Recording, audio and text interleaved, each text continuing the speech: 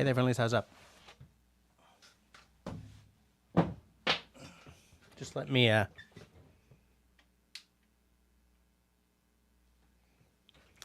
we're just gonna pretend that I didn't forget that, right? Excuse me. Just gonna pretend that I'm all pro and stuff and I don't forget these things. So what I'm supposed to say is, hey there, friendlies. Welcome to the Bevvies, Blades, and Bushcraft live stream for July 4th, where we have Bevvies, we got Blades, and we're going to talk about some Bushcraft. Tonight I have a cool reading for you. It's from this book here called The Total Outdoorsman Manual by Field and Stream. It's written by T. Edward Nickens and, the editors. So that's what the reading is going to be. It's specifically in the camping section, chapter. There's a section called Pitch Camp Like a Wolf. So that's what we're going to read from. Excuse me, guys.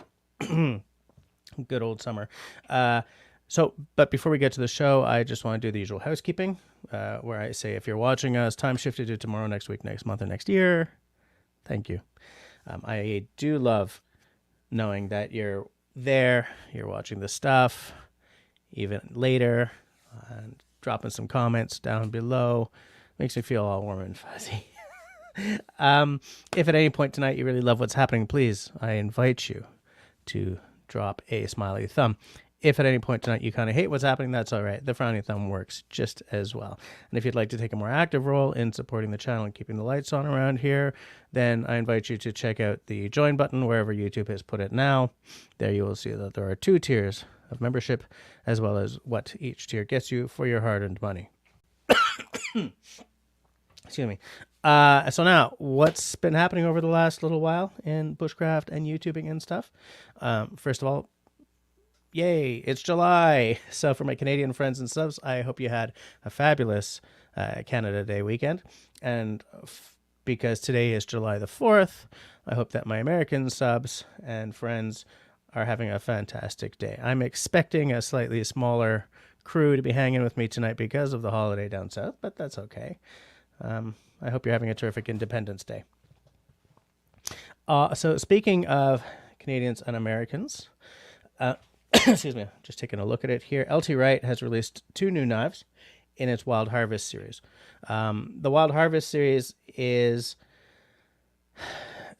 they're knives that are related to Les Stroud's latest TV series called Wild Harvest, where he and a quite a gourmet chef, Paul Rogalski, they travel all over North America, foraging tasty ingredients with which to make some gourmet victuals.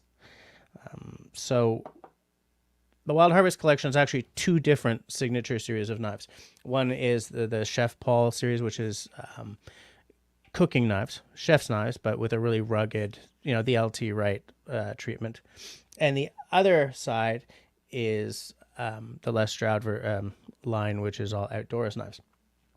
So these 2 new knives are on the outdoors side of the equation. There's the Wild Harvest field knife, okay, and that's a 6-inch blade of A2 tool steel, brown micarta scales, leather sheath with a ferro rod loop on it, and it. Let me just take a look. Oh, and it's a dangler, which is nice, and it retails for $335 US. The Wild Harvest foraging tool is a big hunk of steel. It's sort of designed, it's like the evolution of the hori hori. Those of you who are way into gardening or Japan will probably know what a hori hori is. I've got one, actually. It's essentially a gardening knife. Like, you can cut with it or you can use it as a small spade. Very cool tool. So yeah, this is a big beast, 5 3/4 inch long blade, but it's quite tall. Again, A2 tool steel. This is $336 US. Cool sheath, but that's like an extra $50. I do like the look of these. I don't know Les Stroud, and I have no insider knowledge, but I kind of feel, because he's worked with 3 companies now, and I kind of feel that you can almost tell where he's had input and where he hasn't. Like, I love the work he has done with Helle in Norway. I think what he is doing with LT, especially because there's the chef side of it, fabulous looking stuff. But those of you who will remember the Camillus, I feel that his name was just stamped on those. Tenenbaum, who, by the way, suggested this story for tonight in the first place, I was talking to him about it, and he said that the Camillus is kind of like the, the Bear Grylls series that Gerber puts out. It's like, meh. And I agree with him. But anyways, so that's that. Some cool knives. And the prices aren't really bad, considering what Bushcraft knives are coming to cost these days. So also speaking about things Canadian and American, sort of, Kevin Callan has put out part 1 of a canoe trip story series in Explorer magazine. Okay, he took a canoe trip down the Mississippi River, by which I mean the Canadian Mississippi River, not the American one. This one's in Southeast Ontario.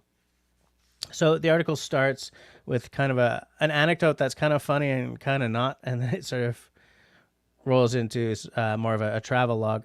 And there's a link to the part 1 YouTube video in the story as well. So that's in Outdoor Explorer magazine. Excuse me. And I would also like to remind you that on the 29th of July, I will be live streaming for my 10th anniversary of being on YouTube. And I will likely not be streaming next week due to some family stuff. So, as I always say, at the end of the news segment, the links for all this stuff, or most of this stuff, is down below. And as usual, there's nothing, what's the word? None of this is sponsored content. Sponsored is the word I was looking for. So I just want to catch up with, I want to see what's hanging with the people in the side chat, and then we will go on to the reading, and then the question of the week.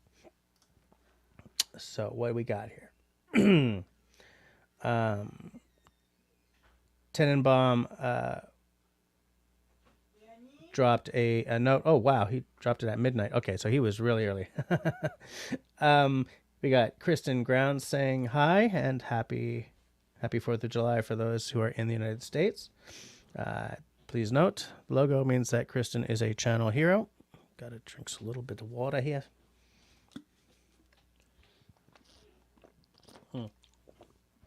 Good stuff. We got David Evans popping in, who's Evening Fellow Rain Dance Bushcrafters. I like that. Also, logo, channel hero. Nice to see you, David.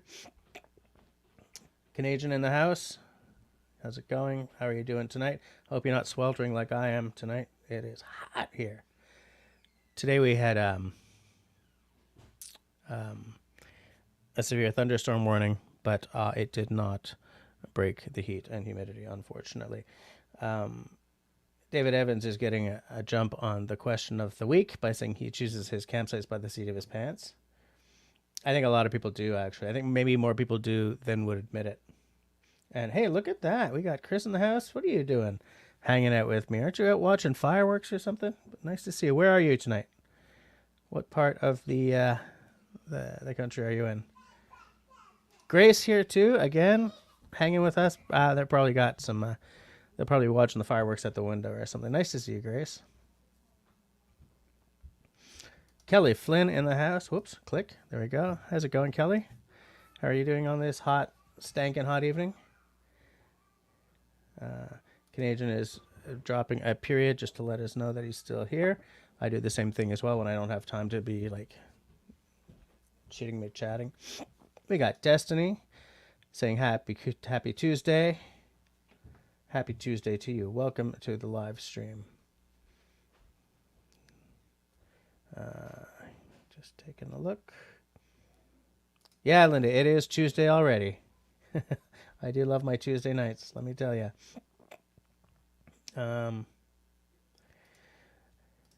Al's here, man on the street. Yes. There are some awesome peeps like you here. Hanging out with hanging out with us on this 4th of July evening, stinking hot 4th of July. David is reminding everyone to hit that thumbs up. And Canadian is saying hi to Al. Man, Al makes an entrance. Everyone's like, woo, Al. Linda's dropping some truth. We're all awesome here. Yeah, exactly. As Destiny says, the dream team is here. I mean, we've got Country Boy. How's it going? All right. I'm just sort of jumping down to see. Linda's going to take a swim in the lake to cool off tomorrow. I would do the same thing. Here's an interesting question from David. Does anyone own a K-Bar tactical knife, and are they any good? That's a pretty iconic blade. I'm pretty sure they're solid. They have to be.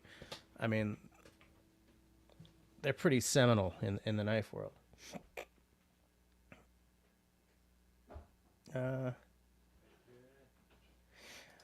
Linda watched all of Kevin and Andy's canoe trip down the Mississippi. Nice. Hey there, Rebel with an O. I'm pretty sure there are some fire bans in effect in Ontario. There are definitely still some fire bans in effect here in Quebec. And large segments of the province are just off limits for anything, any kind of recreation. Yeah, that doesn't surprise me actually, Chris. And I know that at least some episodes are up. I wasn't sure exactly how many, but like one thing I remember from working in magazines is that you have a 3-month lead time from you handing in your story and it showing up on paper. So yeah, I'm not surprised at all.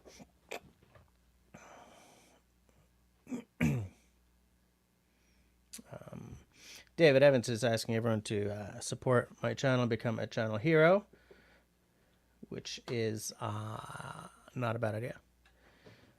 Peanut Truckers. Oh, you're down by Houston. How hot is it down there?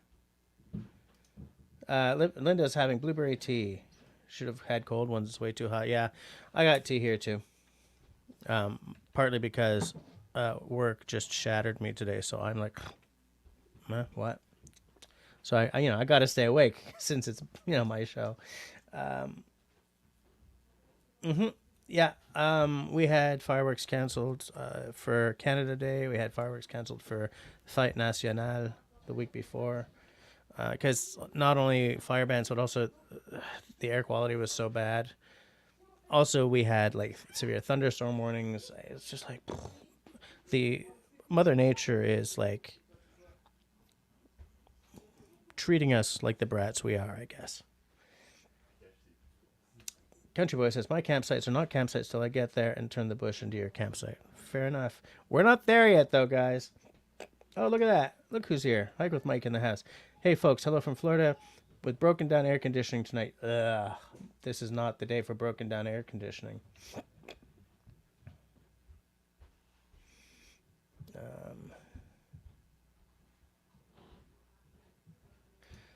Men on the street. David, I have a few K-bars. By the way, are those K-bars still, what do you call it, issued? Because, like, the U.S. Marine knife from back in the Second World War, and there was a Navy one or an Army one, like, and they were actually issued in, times past. Is that still an optional issue item, or is it standard? Like, am I asking an intelligent question here? Oh, Al, you're Navy. You were Navy, weren't you? You weren't Army. So maybe I'm asking the wrong guy. Linda's friend in Adrian, Michigan, was complaining about our smoke being down there. Yeah, I know. Mid-90s Fahrenheit, says Mike. Chris says, it's hot but cooled off when the rain come through, but it's summer in the south. It's just hot and I'm ready for winter. Fair enough. I may be ready for winter too, actually. This is not a pleasant summer so far at all. At all. So it looks like everyone's hot today. David says there are still replica K-bars available. Yeah, but wouldn't you want like a real one? Like, would you? Oh, look at that. except I can't show it. Kelly Flynn just became a member, a scout. Nice. Oh, yes, I can show it. Boom. Thanks, Kelly. I hope you enjoy your membership.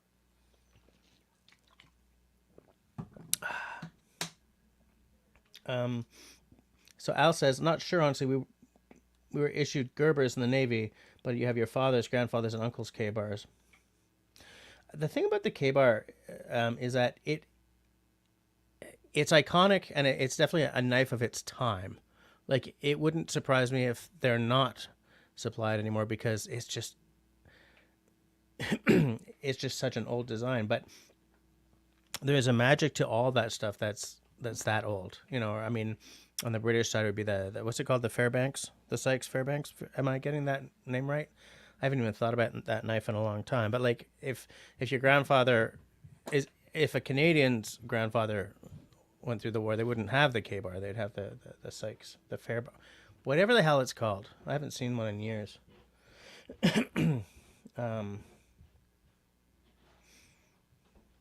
Kristen is welcoming Kelly to the memberships, which is nice. I think I may have shown one of them here at one point. I think you did. That was a while ago. Oh yeah, David, if you could find like an actual World War II K-bar.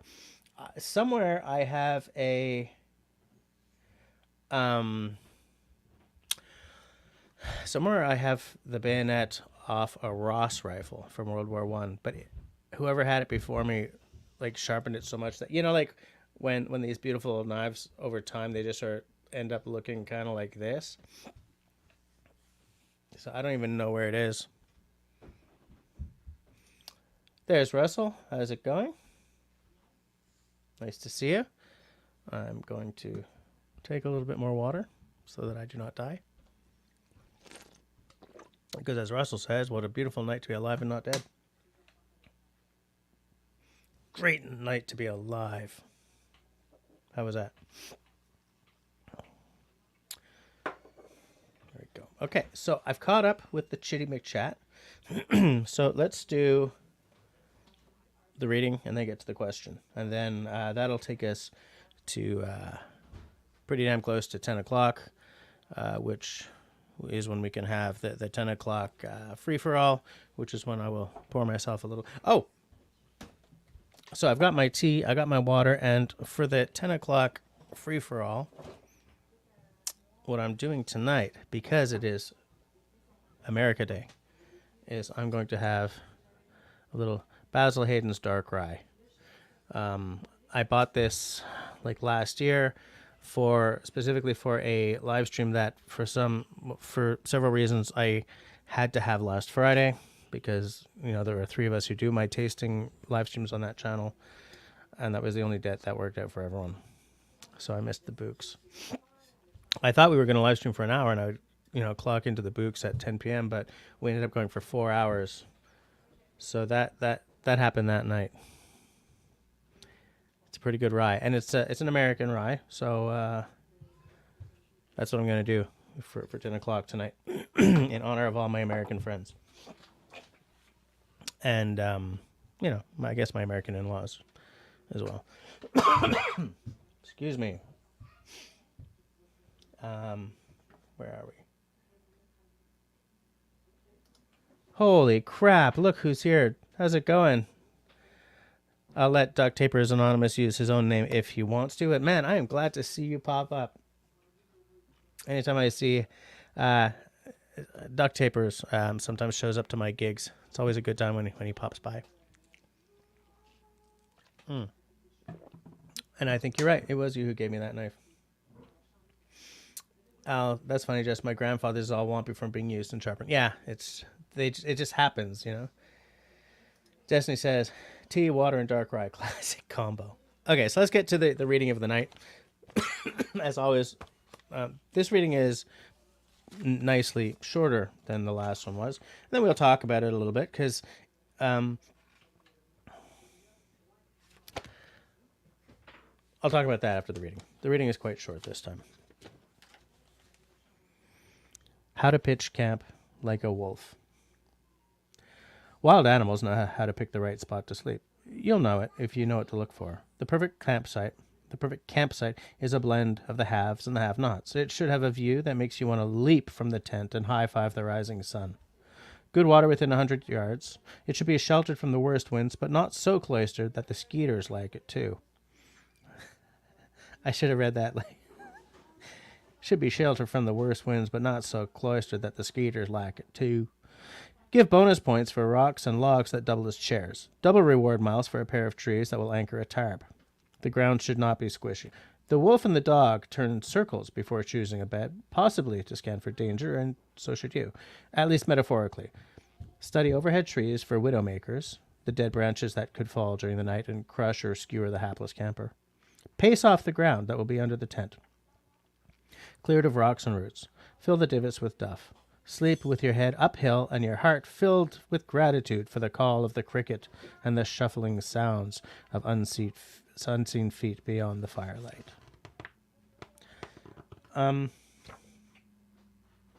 want to say something about this book. This book is a cool mixture of good information and stuff. Who cares, you know?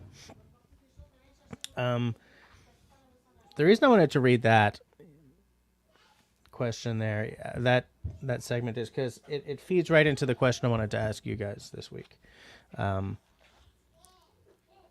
And because I mess up part of this almost every time I camp. The only time it didn't matter was when I camped on Russell's property in the hammock instead of a tent, right? I have had some god-awful sleeps because, oh, there's a rock that I missed, or there's a dip right there, or, you know, God help you if you're sleeping with your head below your feet. You can wake up with a pretty wicked headache if you're not careful. Excuse me.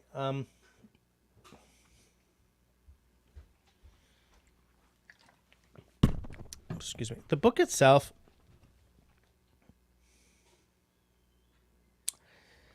I want to be careful how I say this. On the back, it says this is a must-have field manual, and I think that's a stinking lie. Nothing about this book makes it the one to have. I have a half dozen smaller books. I mean, you know, read a bear's mind. I mean, I guess that could be useful, but there's nothing in this book that says you have to buy this book. And it's not an expensive book. It's like $30 Canadian or 25 US. But there's the bang for your buck is cool if, like, these diagrams are really cool if you're not the type of guy who can read something and visualize it. Like, if you need an actual diagram to understand certain things, then it's very good. I don't regret buying it. I think it's a good looking book. I enjoy flipping through it. It's got some good knots and stuff like that. But these books are made to be coffee table books, right? Nobody has read this entire book. Yeah, everyone's read a few pages and ignored the rest of it, you know? You know, I feel that Field and Stream, it's kind of like a,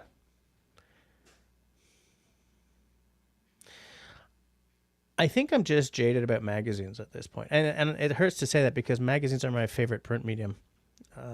You know, but I've worked in magazines, and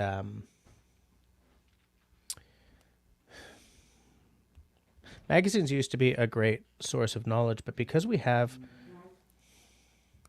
I'm trying to put this together in a way that doesn't come across as really bitchy or complaining, but because we have the internet now, the worth of a magazine subscription is questionable.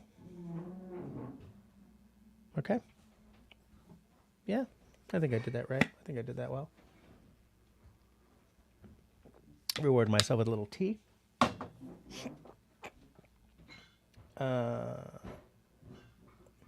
Kelly says, and I enjoy your readings. Very cool. Yes, I recently restructured these live streams to having like little segments, because I found that sometimes I would just sort of get lost and ramble drunkenly or whatever. So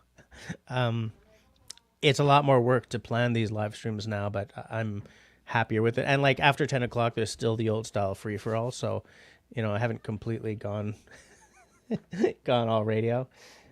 But yes, I'm liking it as well.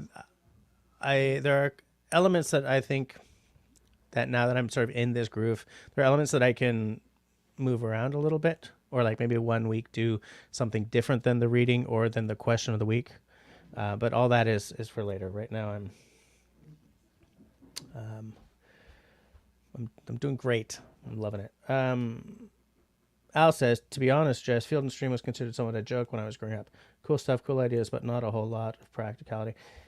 That's the thing, like you got to put a magazine out every month, and they're not all going to be bangers. They're not. And even when we were growing, well, like what would have been the real serious version of Field and Stream? Because I used to buy Field and Stream on occasion. I would only get value out of half of it because I don't fish.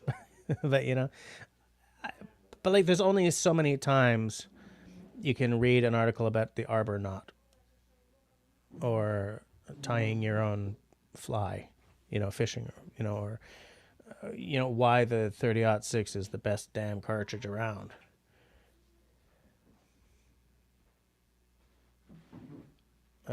Linda's asking if I'm getting my grocery rebate tomorrow. I have no idea. I didn't even know about that until today, so maybe not. There's nothing wrong with a good drunken rambling occasionally. I need to buy a new knife. Yeah, well, post 10, it's still the old school free-for-all. Carol, hi. How's it going? How you doing? So, yeah, so that feeds right into the question that a couple of you have already dropped notes about. Like, when you're looking for a campsite, like, I always want to, like, here's what I do. I go into the piece of woods, and, hey, Shawnee. Russell says, did I hear drunken rambling? Give it a half hour. I'm not good at being able to scope out a large chunk of land and think, I'm going to find something good over there. Like some people, and that's probably because I don't scope a piece of land from a canoe, right? I walk in, and the kind of view you get of land from walking in, there's a real sort of seeing the forest for the trees element there that I feel that paddling to find a campsite will give you a better sort of view of, okay, there's a nice rock sticking out right there. Doesn't look like it's too crowded with trees. And in fact, the way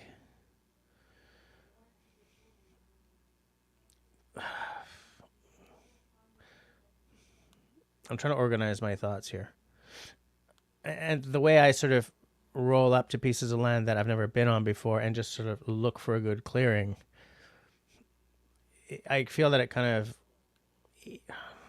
it's not beneficial compared to, paddling up and being able to scope out the land a bit. Or if I walk up to the edge of a lake, smallish lake, because, hiking around it, and I see that looks good. That's cool too. Because what happens is I can see, right? When I'm surrounded by trees, for me, I find it impossible to get a really good lay of the land. So I don't know if you guys have similar experience, or if some of you are great at walking into a piece of land and just, I think I'm gonna find a good, about 200 yards that way,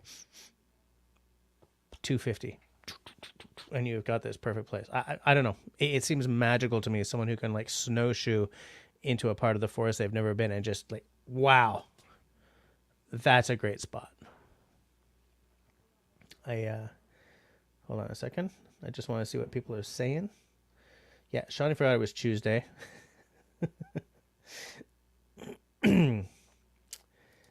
Russell, his ears perked up when he heard drunken rambling.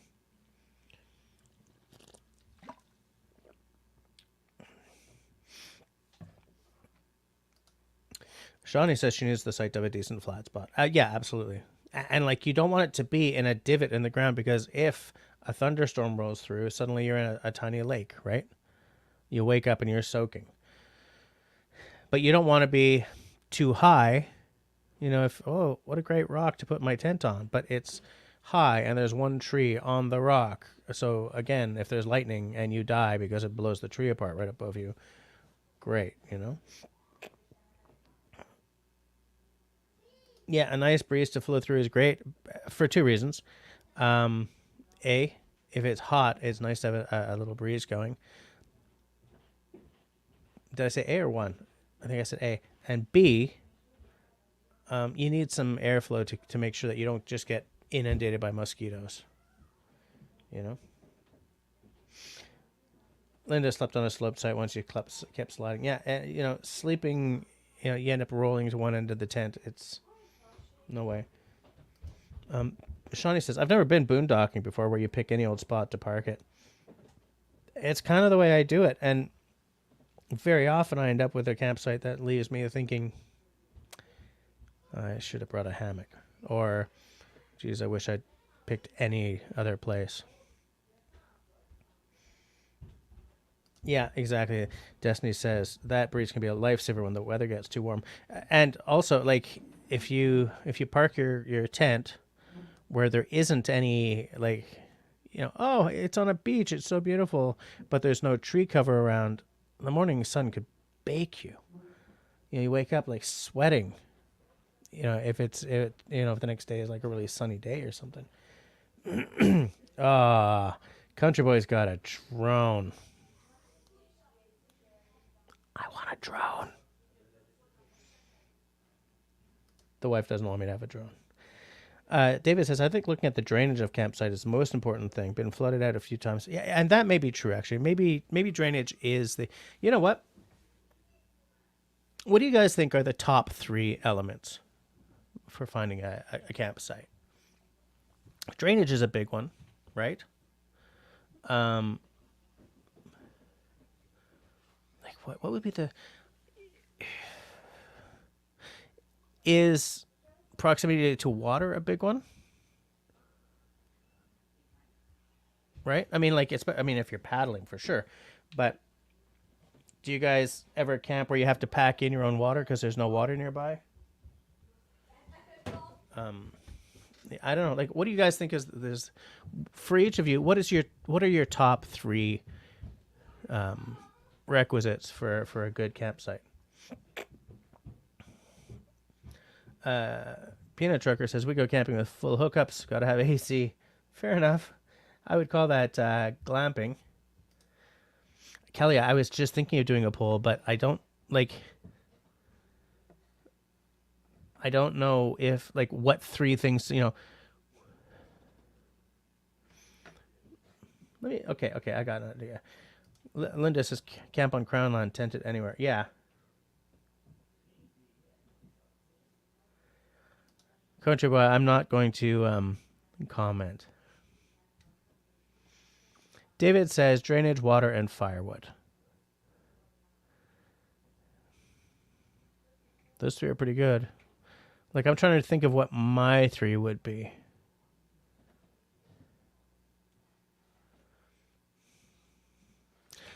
I do have something that I can put a poll up for, though. This doesn't save you guys from answering me. That so far only David has. He says drainage, water, and firewood. I'm guessing that's in order. 1 second.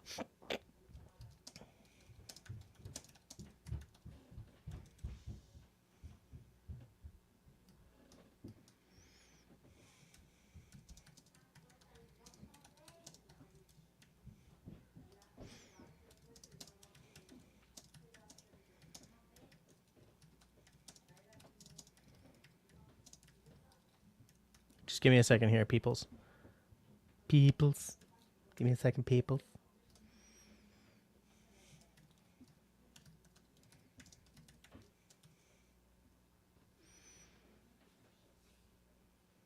All right. Okay, ask my community. Did I? Up. Hold on a second.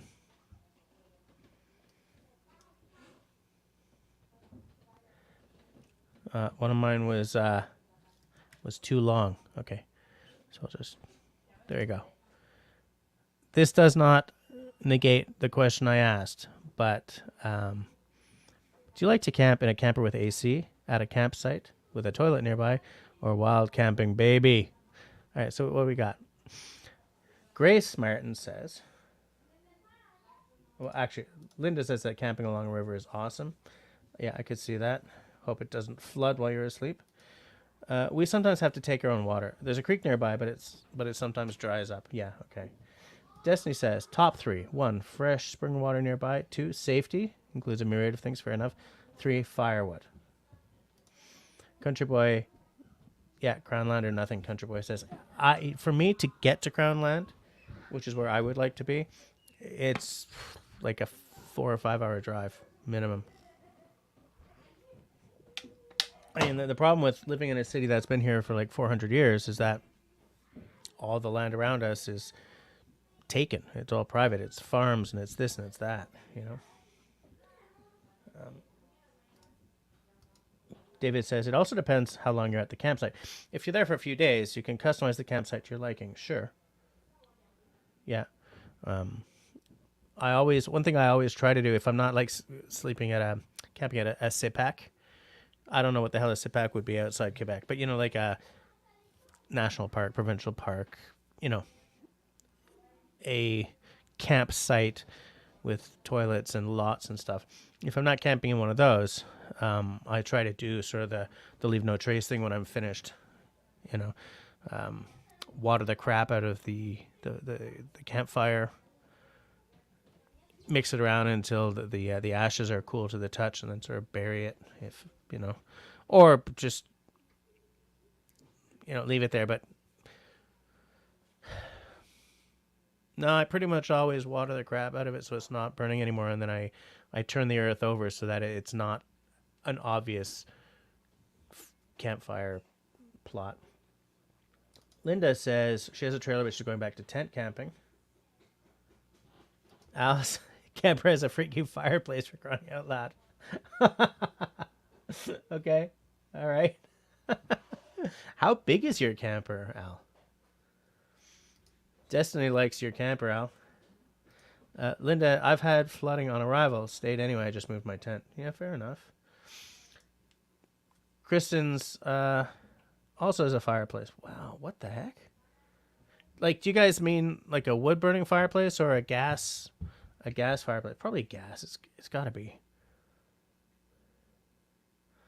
So Kristen and Al both have fireplaces in their campers. When I was a kid, we had one of those camping trailers, you know, that sort of, like, it's a box, but the beds sort of fold out and hang over the front and back, and then the top goes up, so you've got kind of a tent on top. I don't know what they're called. Are they called pop-up trailers or something? But that's as fancy as we've ever gotten.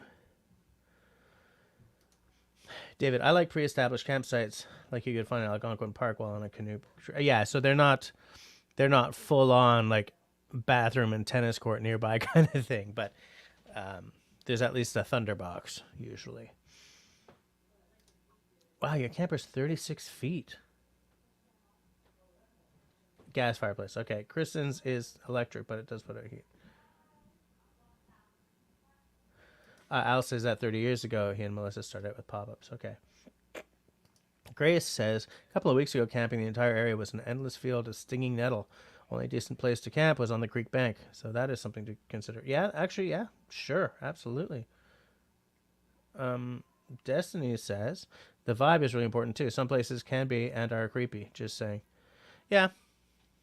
Yeah, that's true. That's true. I try not to think of it that way because I'll get spooked and then I'll just go home. You know, well, I won't go home, but I'll spend the night spooked. Funny that I just said that, just go home. Like, what? No, I wouldn't do that. Russell likes to make a tent out of bed sheets over his bed. Fair enough. Unsurprising. Hey, Matt's here. How's it going?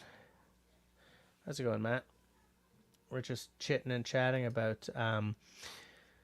I had asked the question, when you're scoping out a campsite, what are the top 3 elements for a successful campsite for you? We've had some interesting replies. Some people are like, okay, it's gotta have proximity to fresh water. It's gotta have firewood. It's gotta be flat. Some people have said.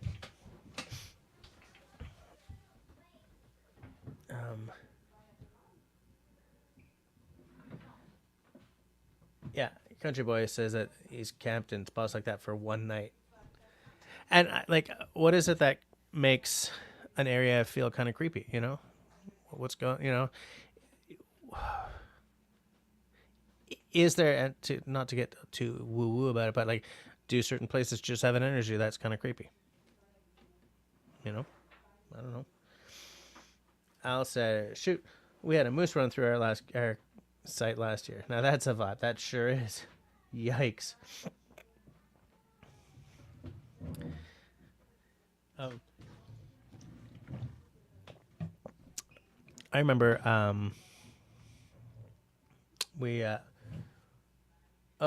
Al says ours is seasonal at the base of the White Mountains, so the camper just kind of stays there. Oh, okay. So you go to the same place all the time, and you know the lay of the land. I remember being on a bush weekend when I was in the Air Cadets. We were staying at like essentially a sand pit in Rigaud, Quebec, and we had those Canadian Forces tents. I think 4 cadets per tent or whatever it was, and very typical sort of military setup. You had throughout the entire night, cadets would take turns being the watch cadet, or the watch cadets. There were 2 at a time. And man, there was a pack of wolves howling in the distance, and half the campsite were creeped out about it, like not sleeping, expecting the wolves to come creeping through the tents and eat us all, I guess. Destiny says, "I've watched too many Missing 411 episodes. Darn, there are some creepy things that can happen out in the woods. Don't wreck it. Don't wreck it for me. I love the woods. Don't ruin it. Mate, down here, 1, no massive gum trees that could fall on you. 2, enough drainage for the rains. Yeah, down there I could see that. 3, ground type for fixtures into the earth." So, do gum trees fall a lot, or are you just worried about branches falling off? Like what we call widowmakers. You know, a branch can fall on the tent or whatever.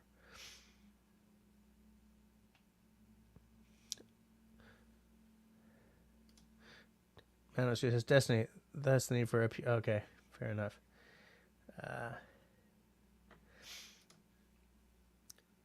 Country Boy says, "It's just a feeling. Last one was a beautiful spot with everything I looked for, but we just felt on edge all night. Probably a critter nearby. We moved the next morning." Last thing you want is to get out of your tent and see a friggin' mountain lion or a lynx or something sitting there chowing on your spam.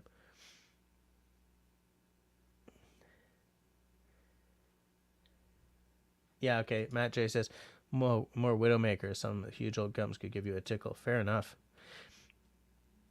I'm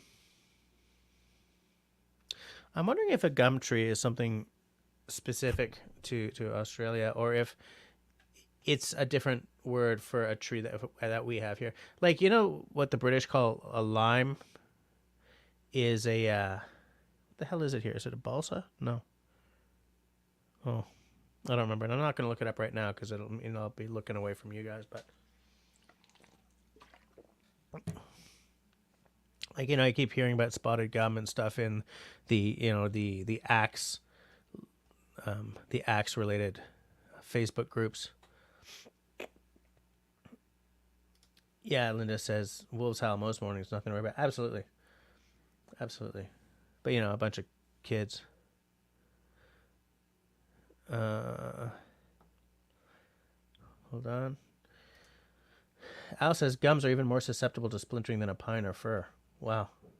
Because a pine or a fir will they'll go down relatively easily for sure.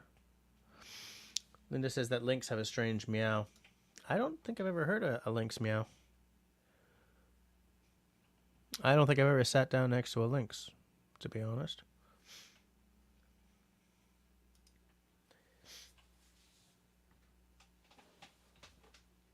Just taking a look here. Excuse me. Hey, Matt, what's the weather like where you are right now? Because I was just complaining before because we're sweltering in like 30 degrees. Well, 30 degrees including the humidex. I think the high today was 28. But I mean, you're on the opposite end of the seasons, right? So is it cold right now? Matt says, my understanding is eucalyptus tree family. Slang is just gum tree. Explosive leaves, which makes for horrific fire seasons if there's not been enough burn-offs prior. Oh, wow, that doesn't sound bad at all.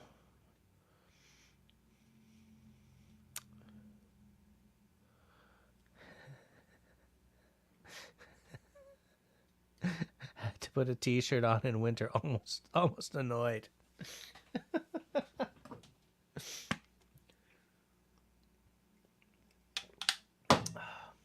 Fair enough.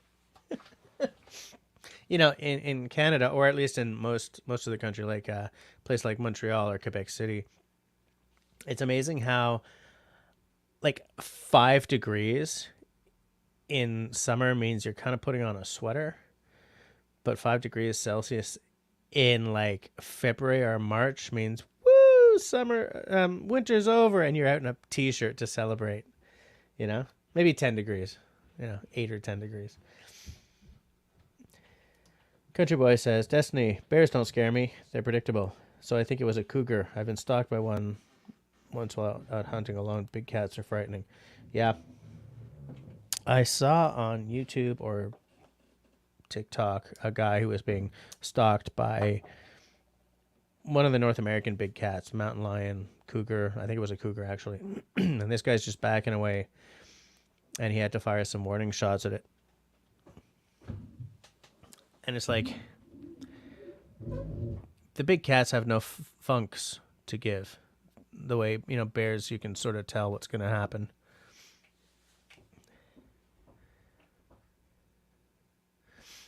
Destiny says, experienced only once, thank goodness, that dead silence in the woods. That indicates something is deathly wrong. Amazing how the whole body responds to that vibe. Hey, yeah, if the forest goes silent, take cover. The worst feeling in the world is being in the woods and then suddenly everything goes, whew. I hate that because you don't know where it is and you're just sitting there listening for a crack somewhere. Should I be leaving the what time should I take down the poll? What do you guys think? It's 9:48. Should I just leave it up until the 10 o'clock free for all? What do you guys think? Matt J says, about 20 degrees currently. Look, we enjoy nice temps, but would love some snow if you wanted to trade. Fair enough.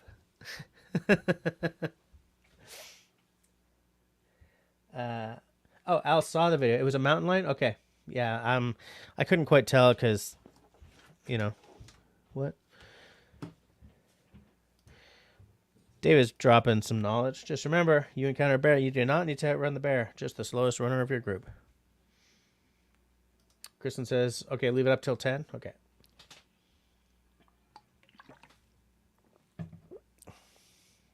But, that's the kind of thing that you never even think about. Like, oh, let's make sure we don't pitch our tent next to a bear den or something like that. I'm just pulling examples out of the ether, but like, you never think to make sure that there are no predators like bedding down in the vicinity. We just think, okay, put our food bag, our bear bag up off the ground, hanging off a tree, do this, that, and the other, and meep. But I don't know how many of you guys saw the Chris Prowse video where her and the whole family was out there with Cedar, with the kid, and there's a bear in there. The words are so tough, and there was a bear in their camp, and they're like trying to be big and loud and hope for the best kind of thing. And that bear kept coming back.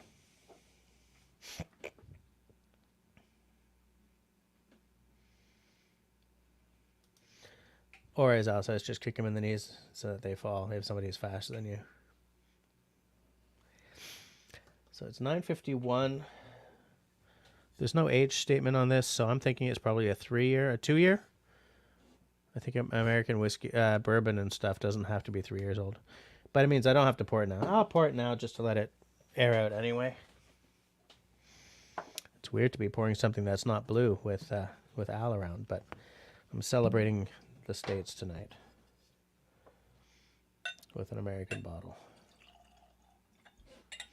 I'll tell you, Matt J, I would love to try some Australian whiskey, but by the time kind of a mid-range bottle gets here, it's $300 because of the shipping and everything. So I don't think I'll be able to do that.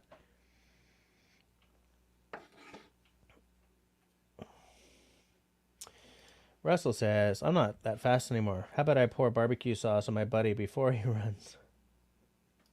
I'm just imagining you and Ray legging it. The bear sort of quizzically wandering down the path behind you.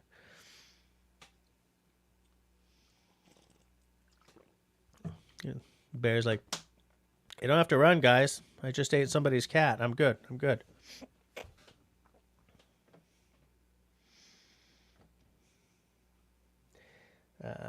Yeah, there you go, Russ.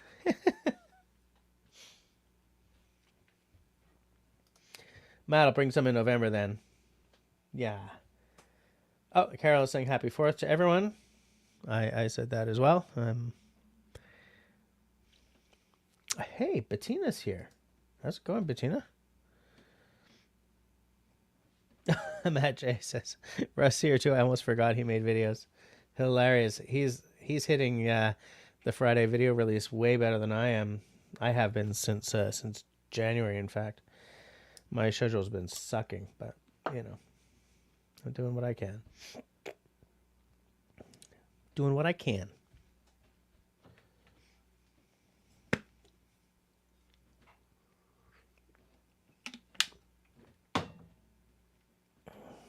I love it. Destiny dropping some truth. You're early, Bettina. Russ says, if Roy was there, it wouldn't be a problem. I don't really know how to take that. I think it might have been a burn. Not like a wildfire burn, but maybe one of those, you know, when you do this to someone.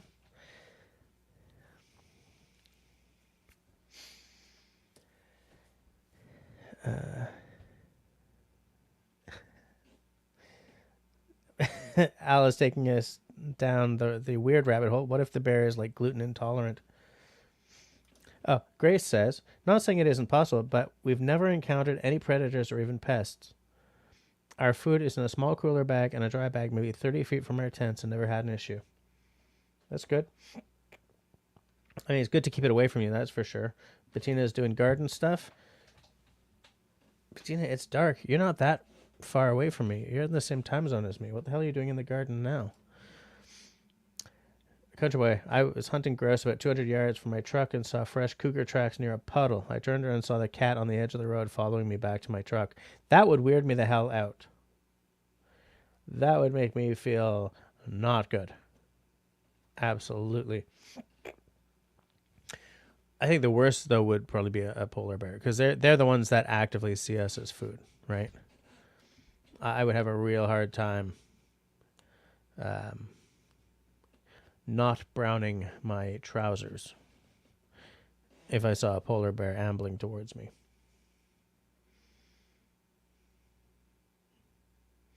Bettina used to garden in the dark all the time. Interesting. I love the way the forest or even a garden smells after dark. It's like the smell of the forest or the garden or whatever, the smell of nature comes alive in a different way. It's more lush. It's a wetter, loamier smell. I love being in the woods at night. Just I mean, maybe not after this discussion we've had here tonight. I was sleeping in a creepy campsite. A moose crashed through my campsite. Oh, a cougar tried to hunt me down. Maybe next time I'm camping alone, I'll be thinking about this conversation. I'll be like hiding under my my sleeping bag. Like, that's gonna help. Destiny. Yes, polar bear stalking is worse. They're crafty and somehow fly under our human radar. Yeah. Yeah.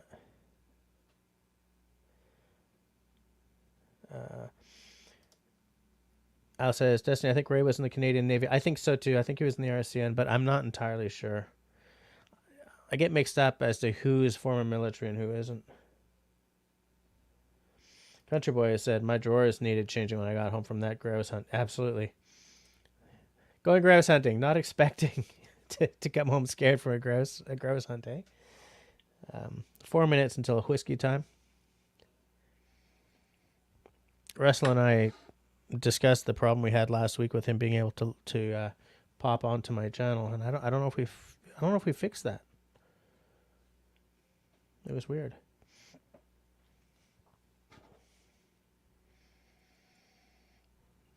Not yet, Jesse.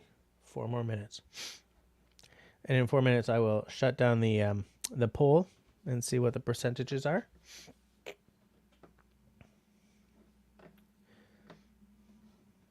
Good conversation tonight, though, so far. Excuse me. I'm just making sure I didn't miss anyone's comments. I think I caught everyone. I think I can. Hey, Bettina, why did you used to garden in the dark? Was it just because that's the only time you had time to do it, or is there something about gardening, like does it help the plants in some way? Country Boy says, although we don't tend to talk about pews, I will definitely allow this because a 410 doesn't feel adequate to defend it from a cougar. I agree. Yikes.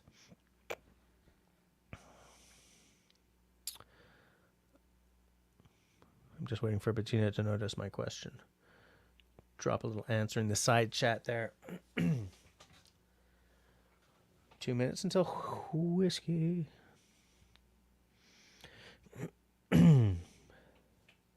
Watch notification. My watch is fully charged. Okay. I'm not going to put it on right now, though. Forgot about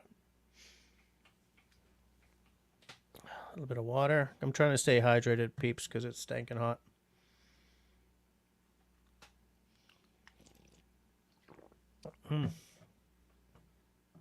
Now, Al says that he noticed the poll didn't mention having a concierge or a scotch pitch. Well, I would sort of see that as being...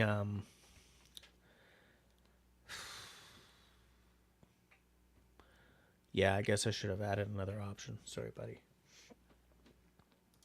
David says, use the butt end against the cougar. Would you be able to move fast enough, though? Like, how fast? If they're, like, coming up and they decide to do it, like... would you even see it coming? I don't know how fast they are. Destiny says, I saw Destiny and Bettina. Bettina says, time was an issue when I had a garden at my mom's. I used lights. However, it was really quite beautiful at night, through which I enjoy very much. Fair enough. You like the font on my... oh, yeah. Every now and again, the Axe Junkies Facebook group, one of them has a company where he does this. And so, like, every year or two, he says, okay, I'm taking orders. I'd like to order one of these in gray. So, yeah, it's the logo of the Axe Junkies Facebook group, and we could each get our whatever name we want on there.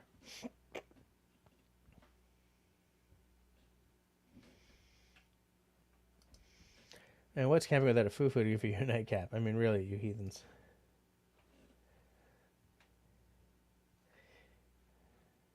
David says, I need some channel swag. I used to have some and I canceled it because at that point I didn't even have like 2,200 subs yet. So it was like I had to deal with an American tax form every year for like 3 t-shirt sales.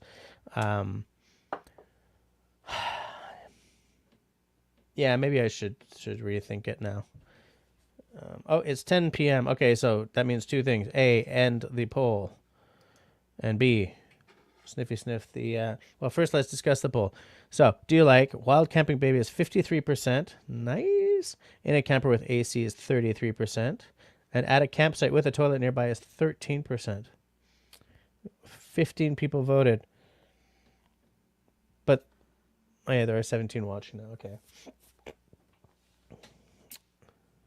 So the whiskey time. This is a... I love it.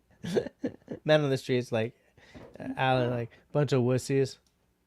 Oh wait. Country boy would buy some swag. Yeah, maybe I should. You know what? Do I put up another poll tonight, or do I keep it for the next time about whether or not I should do swag? So this is a mix of American bourbon, Canadian. No, this is a mix of American rye, Canadian rye, and port. I think port wine. This is their dark rye. Yes, Kentucky straight rye whiskey blended with Canadian rye whiskey and port. So that's where the dark red comes from. It comes from the port. The Canadian rye is guaranteed to be from Alberta Premium.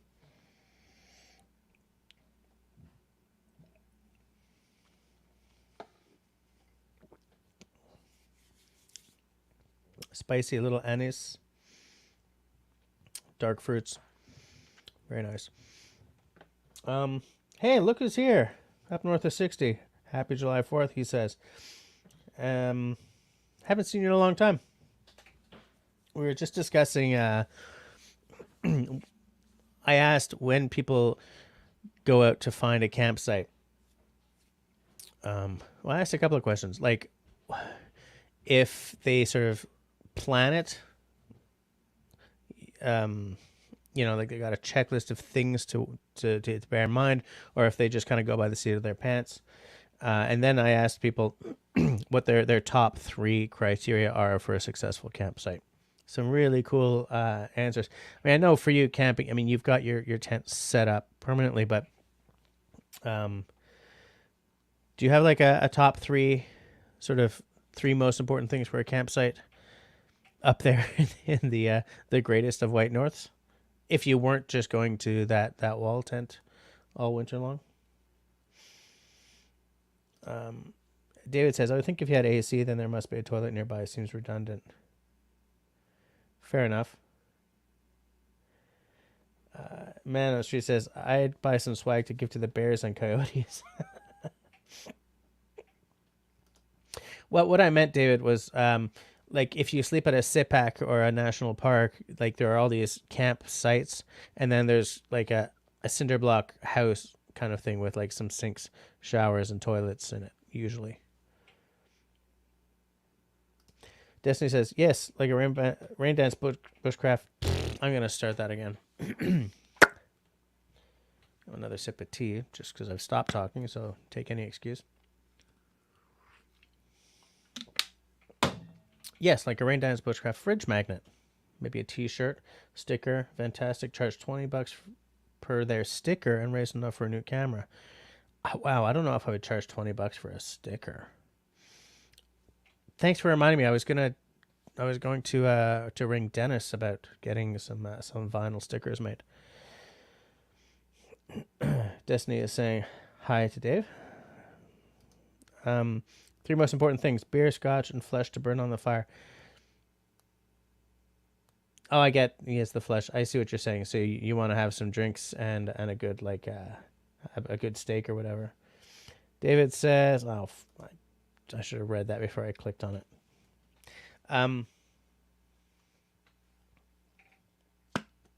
Where was I? Oh yeah, but I didn't give you guys my top 3. I see flat ground as very important. I'm viewing this as someone who's tent camping, not hammock camping, right? If I'm hammock camping, then I'm a little less worried about.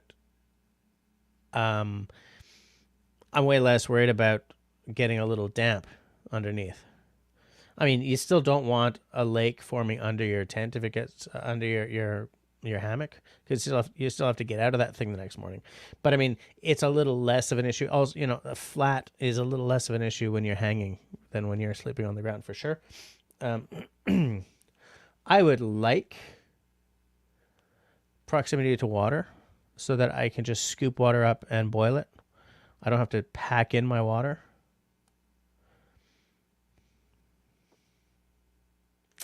It's really tough to settle on the third because, yeah, firewood is important, but I also think being slightly sheltered, that there's just enough of a breeze to keep the mosquitoes away, but not enough that you're getting blown off the rock or anything like that.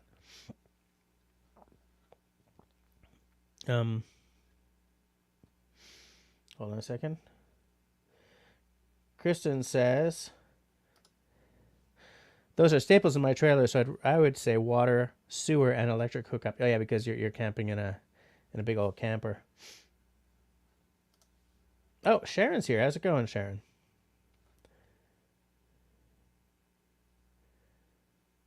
I see Russell and David are thinking along the same lines, sort of. Whoops. One of those big. I mean, it's inflatable, I guess. Bettina's saying hi to up north of 60. Not all campsites we go to have a sewer. Yeah, that's pretty specific. I mean, listen, I don't have a big camper or a camper van or anything like that, so I don't even know how that side of it works.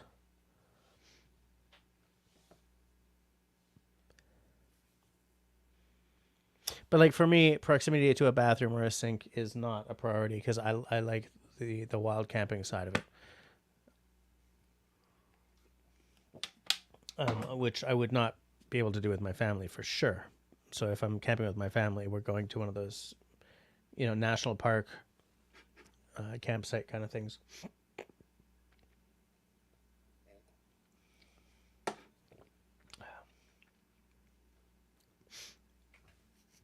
So I wanted to ask you guys something else as well, but I figured I would ask it next week. But I mean, we're here, we're friends, we're chatting. So with the new format, I have a very rigid set of stuff up until 10. But I'm not against the idea of mixing it up just a little bit. Like if you guys would like to see another episode of, Russell and Jesse look at, cabins kind of thing, or something from a previous live stream that you would love to have dropped back in every now and again, aside from just, an entire live stream of drunken rambling, right?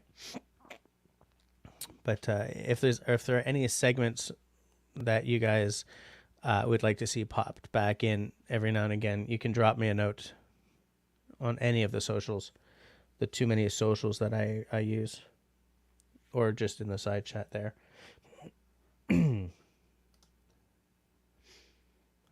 Oh, okay. So that was. Oh, sorry, I didn't mean to pop that back up, Callie. I was just noticing the start, because I've only recently started paying for StreamYard. There are a whole bunch of things that I'm exploring. Up it says natural shelter from exposure. Very important up north, especially, I'm sure. Proximity to resources and a view, cool factor. Yeah. I almost never get a campsite with a good view. So when I actually do have a campsite that's got a nice view, I spend a long time just looking at that view. Yeah.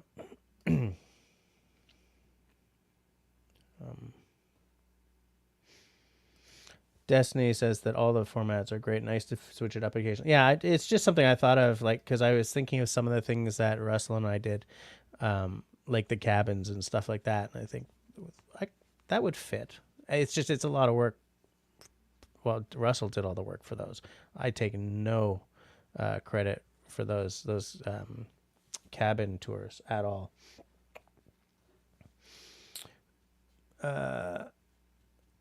Okay, Al is one of the people who honestly prefers us just goofing. Yeah. That's why I keep it that well. I keep it sort of free, free range, free form after 10, just to keep some elements of that there. Apparently, secret lakes are the bomb. Like, you mean a lake that no one else knows, so you've got it to yourself? Yeah, nice. Yeah, I like that too. I would like that if I could get to that kind of spot more often. I can get to it very rarely. Like, it's as I said, like Crown Land is a 5-hour drive for me. So I take what I can get mostly. Kristen would like to see the cabin stuff again, but to see the insides too, not just the outside. Yeah, they don't all offer inside views, but some of those were really interesting, eh? David says, I think drunken knife buying is always fun until Pam sees the credit card bill. Yeah. Yeah, I'm being a lot more careful with my money too, especially because there are things, excuse me, I thought I was going to sneeze, especially because there are things that I want to buy for the channel, right? Like I would like to have a drone, and I want to buy a canoe and stuff like that. And so I can't spend all my money on, drunken knife purchases because those are big ticket purchases, Yeah, Al prefers the off. Oops. Okay. Russell and Al are both more into the drunken side of things. Country Boy says something interesting here, but it's not popping up yet. There we go. Social media has destroyed all the secret lakes within 6 hours of where I am. You know what's interesting about that comment? On the Book of Faces, there's a Crownland Campers group, and there's all these, and people are showing pictures of where they are, but like making damn sure not to show any landmarks, like any recognizable mountains in the background or whatever. And if someone says, does anyone know of Crownland camping near Ottawa? Everyone's like, we're not telling you anything, dude. Because people are afraid of exactly what Country Boy is talking about. They're afraid of exactly, an absolute gem suddenly being inundated with campers.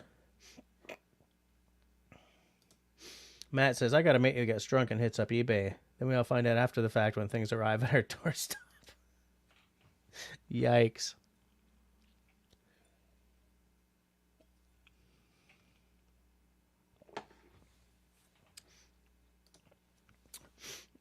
Like big ticket items or like a lot of silly little things? Like what's worse? Guy gets drunk and like orders a grants for his axe, or someone gets drunk and orders like 12 of those clip-on dragonflies, that they sell at Lee Valley to keep the mosquitoes away. Like, what's worse? Or, just random stuff. Here's a Tiffany stained glass lampshade. Great, dude. Why? It's just being me. Yeah, Sharon says, at least they're sharing the wealth. Fair enough. Al just said something I can't wait for it to pop up. Meh, I bought a car once and didn't know about it until it showed up on the truck. Holy crap, Al. That's the stuff of legend. That is absolutely the stuff of legend.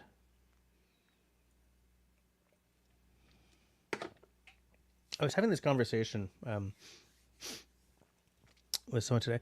You know what? No, before I say that, I would like to pick up another knife at some point soon, to throw another knife review into the mix. There's a couple of different things that I've been looking at, but maybe, closer to fall. Maybe. If nothing goes astray or whatever. There's so many morons that give out exact GPS tracks right to the most secret. Yeah. One jackwagon even sells the maps to whoever wants them. Wow, that is particularly crass. That's just not on. No way.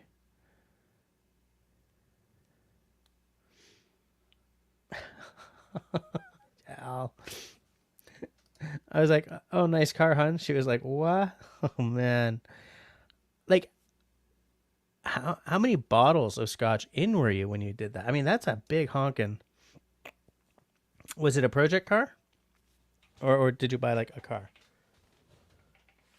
Like if, the chassis of a classic Mustang showed up, I could see, because I know that you restore cars.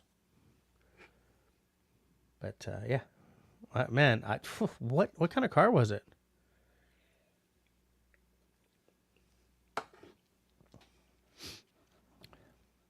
Good old Rye. Yeah, Bettina thinks it's hilarious. I do too, but that's because I didn't have to live through that moment. Like, if I did that, I would die from anxiety. Just die from anxiety. I'd be like, how are we going to eat for the next 6 months? And who the hell gave me that kind of credit?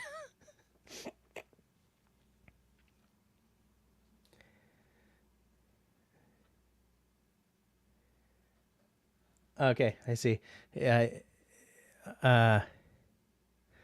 the guy doesn't care about nature. He cares about his bank account. Oh, that was the 72 Beetle you restored for your daughter. Okay. That's cool. Yeah, I would have liked to have seen pictures of that. I have a soft spot for those old Beetles. I don't know why. My dad used to have one, but that was before I was born, so it's not like I have childhood memories of being driven around in a Beetle.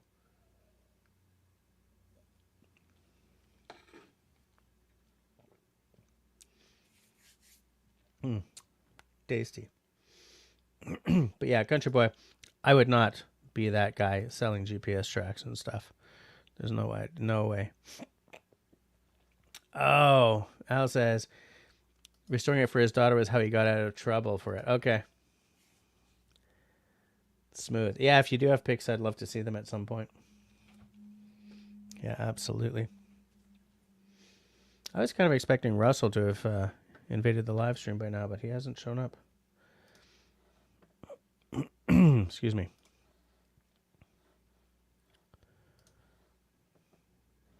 There we go. You know what's speaking of knives and buying stuff, I'm looking for it now, but somebody shared with me like a YouTube video of some new knives that I don't remember who it was, but there were some new knives, and one of them was like was supposedly a Nesmuk, and it didn't look like a Nesmuk. So I mean, may as well ask you guys this. Let me see if I can find the video. I'll drop it into the side chat, and you guys can right click on it when you want to take a look. Yeah. It was a video by Blade HQ. Copy link. Drop it down here. Paste. Right click and open in a new tab.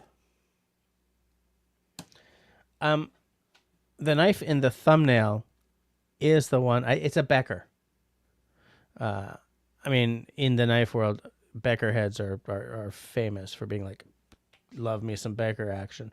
The knife in the thumbnail is the one that they're calling a Nesmuk, and it doesn't look like a Nesmuk. So I'm a real classicist, okay? I'm a purist in a lot of ways. To me, a knife that is given that kind of classical name has to have the shape. Like, to me, a Kephart is a real specific thing. Don't call it a Kephart if it doesn't look like one.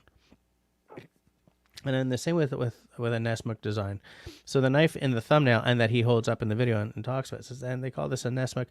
I don't like the fact that it's called a Nesmuk. I think it needs to have been called something relating to a modern take on a Nesmuk design. Neo Nesmuk, next gen Nesmuk, 21st century something, Bushmuk. Like something, but not Nesmuk.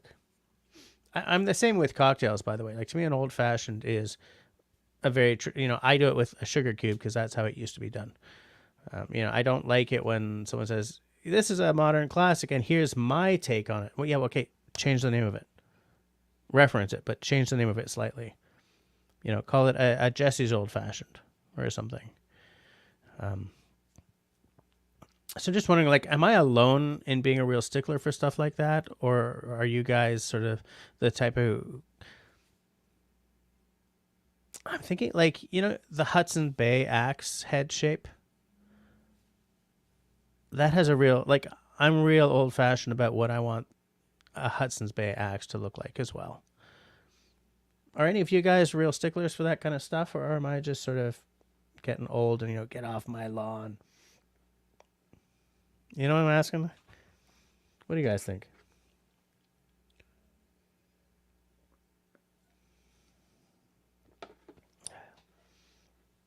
And, like, in fact, I was going to drop that into today's news segment, but I just didn't have time. I mean, this, like, literally, I saw this video today. I mean, in that video, he shows a lot of knives that I you can't buy in Canada, so it felt a little, you know, a little irrelevant to me anyway, but, you know.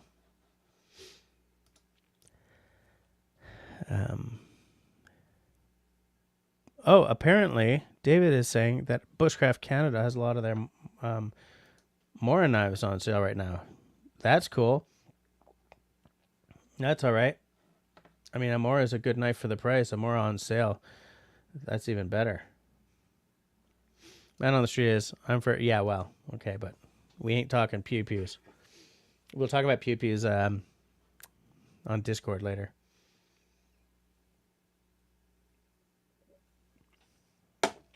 Whiskey down. Little water chaser.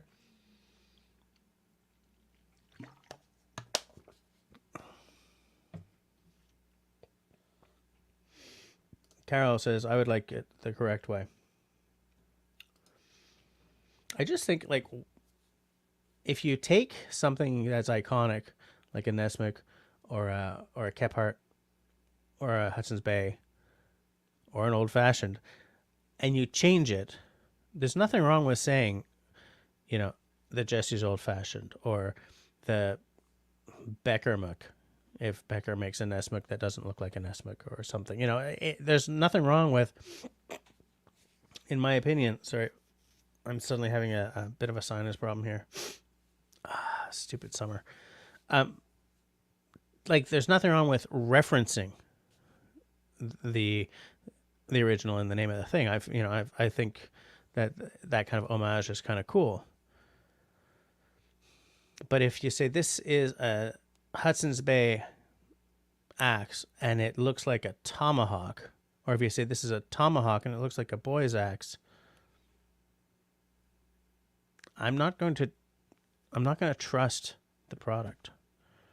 Like, I'm not going to trust that you have the respect for the history of the item to create a good product. And, like, I may be taking that way too far, because I'm not going to, you can't diss the quality of a Becker, right? Country Boy says, Bushcraft Canada sale, hide the credit cards. Absolutely. Yeah, I'm not even going to go to the website. They sell some really nice stuff over there.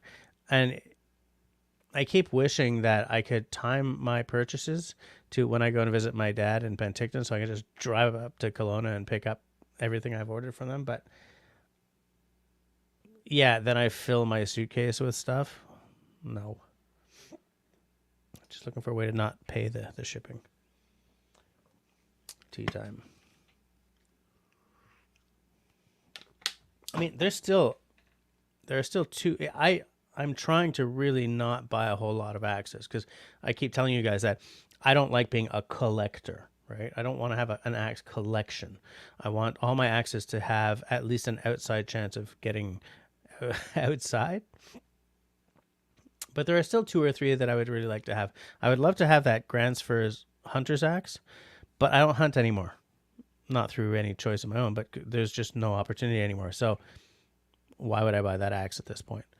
And I would really love either the Gransfors or, like, is it Hultafors?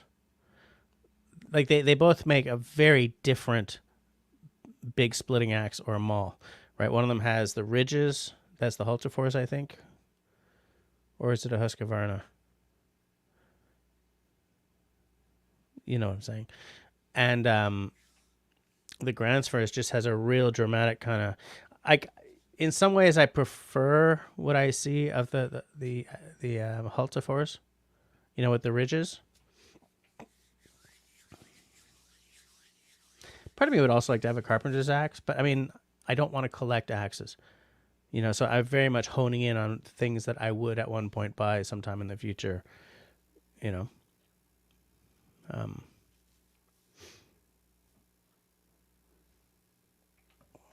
Tea time. And for the same reason, I don't buy a whole lot of knives. And yet I have a whole lot of knives. So I've really slowed down on that, you know. If there's something I see and I decide I actively want to try it out, shoot a video about it or whatever, I'll think about buying it. But like, I'm not buying knives because he who dies with the most knives wins or anything. Especially, like, there are channels out there, guys like what's it, Jay Leger and our buddy, you know, up north of 60.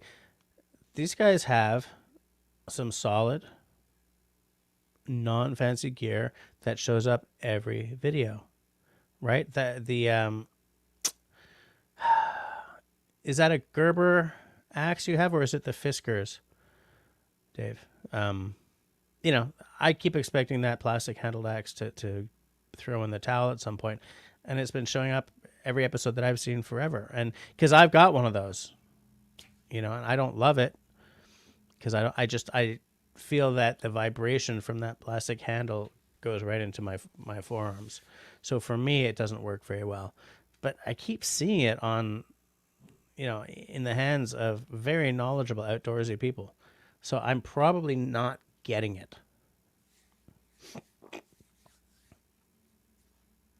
And, you know, Russell's got one nice axe. And that's all he needs. You know, I feel that I've fallen for the trap of like the right tool for the right job kind of thing. When my grandfather or even my dad would have said, I have an axe. I will make do with an axe.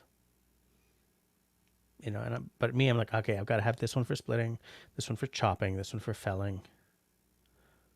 I'm not a freaking lumberjack, right? I don't work I'm not a woodsman. You know, and even like a woodsman of like my grandfather's age would have one double bit axe, so they've got two axes in one, right? A grubbing axe and a...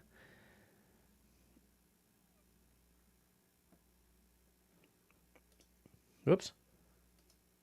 Well, do you have others? I've only ever seen that really cool one that you lent me. That was a very nice axe. Very nice.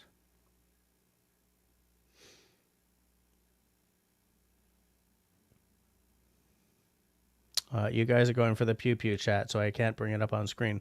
But I do want to discuss something, an element of scopes later, at some point.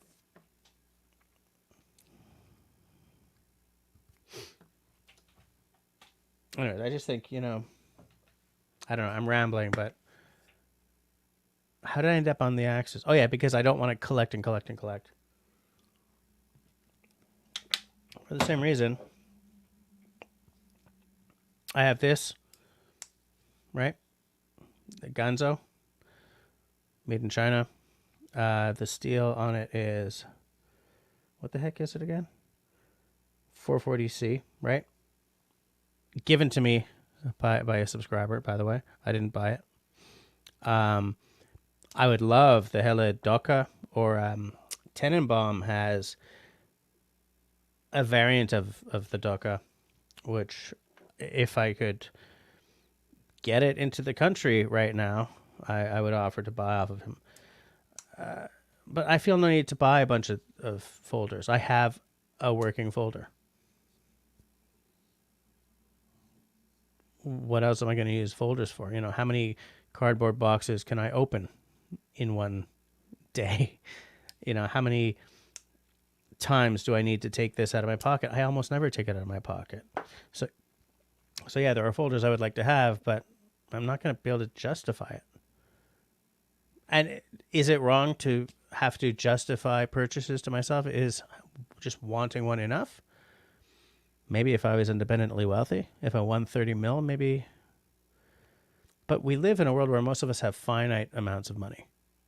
You know what I'm saying? Like, most of us have finite funds, and we have houses to pay for, right? I mean, this place has all kinds of things that need to be done. And there are bigger ticket items that I want to buy for the channel.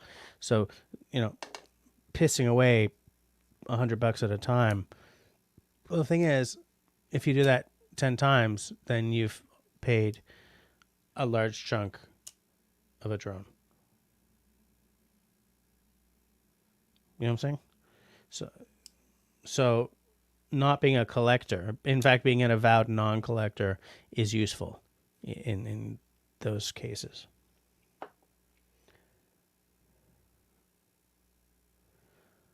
Okay, no one has said anything to comment on.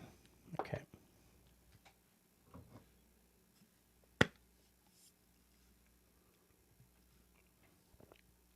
Because it's not a completely bushcraft crowd here, do any of you not have?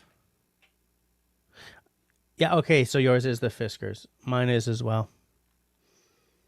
I'm just commenting on Dave's. Yeah. The chopping axe, yeah. Mine is also the Fiskars. And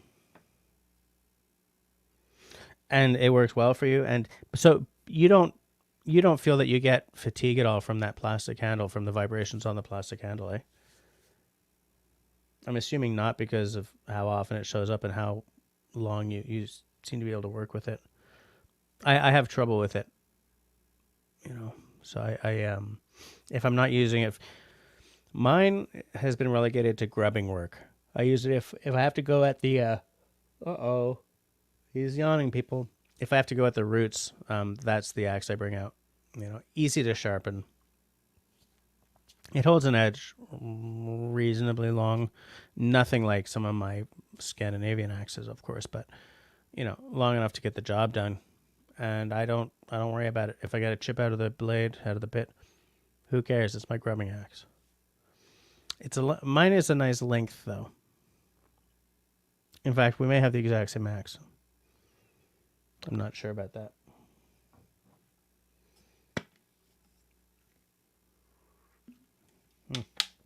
Oh, guys, tea is a good drink. I've said that before, and I will likely say it again. Yeah, so does anyone here not have an axe, not have a knife?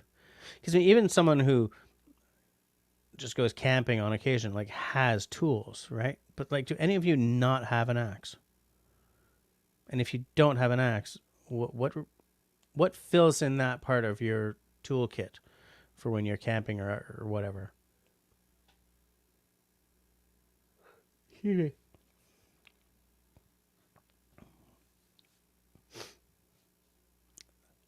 I can see areas where you don't need an axe if your knife is more on the chopper side, like a big honker. You know, you can baton with it.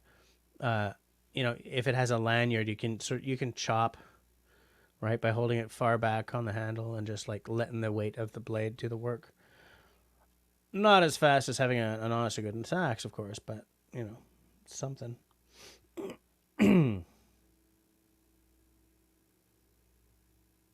Because I keep thinking about, excuse me, guys.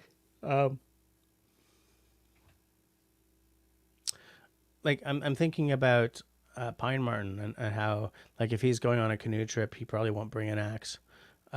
He doesn't like to do a big campfire, right? He has a small fire for cooking and making coffee on or whatever, and then he puts it out. Like, he doesn't sit there and stare into the, because I've said this before and I will say it again. For me, the campfire gives my site a sense of place. It's the center of my life when I'm in the woods. It's the campfire. You know, I'll sit there and I'll stare into the flames, and like 2 hours have gone by and I didn't even notice it. And like, oh, there's Orion. But I guess not everyone is like that. It says, I've never had any issues with vibration, but I've only ever used it for chopping and splitting, never for grubbing. Huh. Interesting. Well, all the power to you. You know, I mean, it's the nice thing about it is you don't have to worry about it getting wet. You don't have to oil the handle, right? I mean, you have to take care of the metal part, but I mean, the nice thing about those plastic handles or fiberglass or whatever the heck they are, glass impregnated, blah, blah, whatever the heck they are, is it's not going to start to rot if you don't oil it.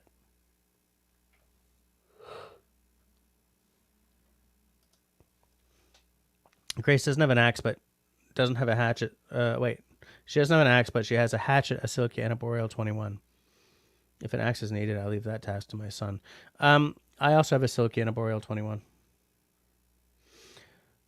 Dave says, I also tend to hold the axe as far back as possible with my hands choked together. It's a bit of an unusual hand placement, but it works for me. Maybe that's why you're not suffering from vibration at all, because of your hand placement. Long Quest, how's it going, Skip? How are you doing? We're talking about we're talking about so many things. We're talking about selecting your ideal campsite. What are your top 3 prerequisites for a good campsite? Then we were talking about some tool stuff. I was making the case that if you make a knife that looks like a Nesmuk but not completely, don't call it a Nesmuk. Call it a something else muk. You know, give it a different name. I was explaining this because I'm a classicist. You know, I'm a purist.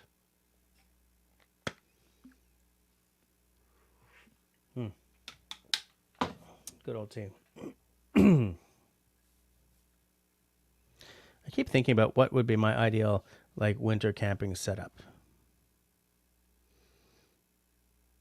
Like affordable but still good kind of thing. You know, I keep coming to that Esker 10x10 Classic 2 tent.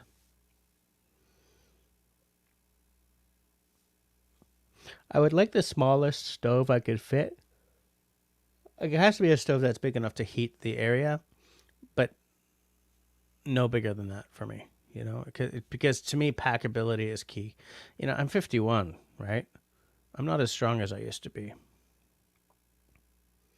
So to me, I'm coming to think about packability and weight savings way more than I ever used to at all. Way, way more. I used to not give a damn, but forget about it. You know, I don't want to, keel over because I can't carry my canoe or something. Everyone's saying hi to Skip. So, okay. So Skip says that for him, the 3 things are 30 amp power, water, sewer, internet. So you camp the way like Al and Christy do.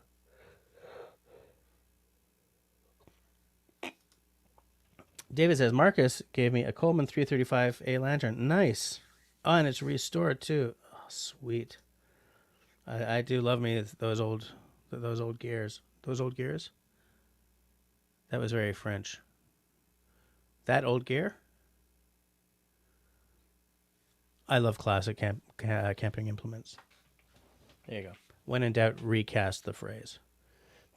I'd like to see pictures of that, David. Is it in good condition?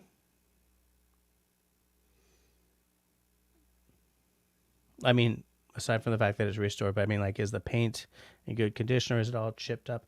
You see, I like tools that are old and used. So to me, if half the paint is chipped off or whatever, that's not a problem. You know?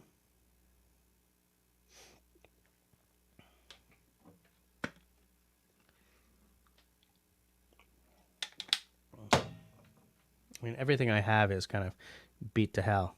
And I like it that way. I like stuff that shows use. I don't want to coddle my gear.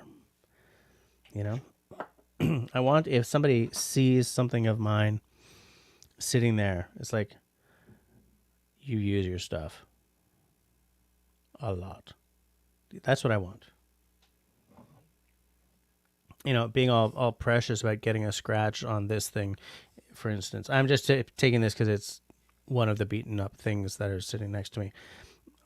Being precious about this crap, it makes no sense to me. You know, you want to get that first scratch as soon as possible, because then on whatever it is, I mean, believe me, expensive bass guitar there, getting the first ding on it was liberating, because I was terrified of getting it scratched up until that moment. Then it's like, it's done. Now it's just a tool. Now it's just a bass guitar. And I have the same approach to all my tools.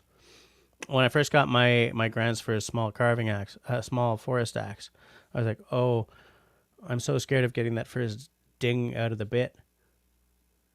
I bounced it off a rock. I had to grind and grind and grind, but it's done now. It's done. It's no longer a pristine axe. You know, it's used. It looks used. I mean, I've been oiling the heck out of the handle so it gets darker with use. I've fixed dings out of the edge on the bit. These are when tools come alive. You know, whether I'm talking about an axe or a knife or something to carry my tea. I mean, this is when they come alive. This is when there's a story. This is when they become part of my story. David sent me a pic. All right, I will take a look at that. Where did you send me the pic, though? Because you are not on the Discords anymore. Did you send the pic by Facebook or by...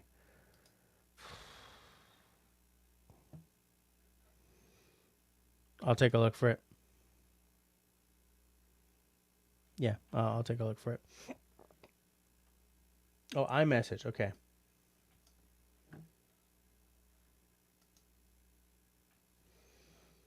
iMessage. I'm wasting time, guys. I'm sorry. Because I'm just wondering if it's something I can show.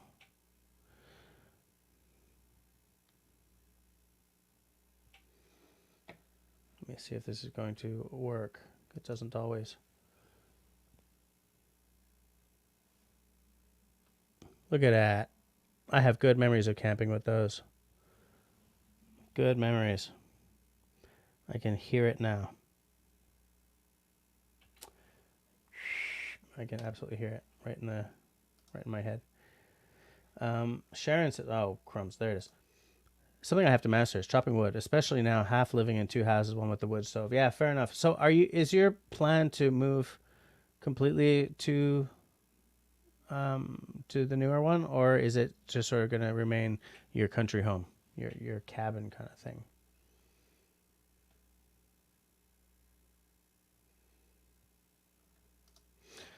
Country Boy says it's great exercise, but a gas log splitter is a hell of a lot faster. Yeah, but well, yeah, actually, and being older than I used to be, maybe I should think about that. But to me, there's a magic to just chopping wood the old way. Kelly Flynn's out. All right, have a good night, Kelly. And I will not be live streaming next week, but maybe I'll see you the week after. And by the way, thanks for your membership. Thanks for joining the members.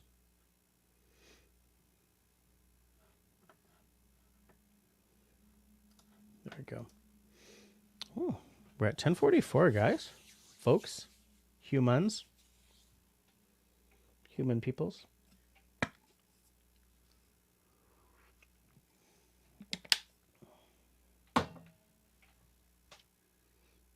It's funny, talking about this stuff makes me kind of pine for the pines.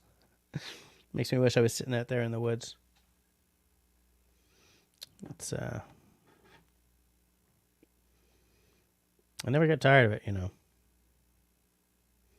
I used to work with someone who would occasionally drag her daughters on hikes or canoe camping trips, and the daughters just complain the whole time. And I think, why would you complain about something like that? When, you know, Matt J is asking when's my next trip planned. I'm trying to see about something maybe in early fall.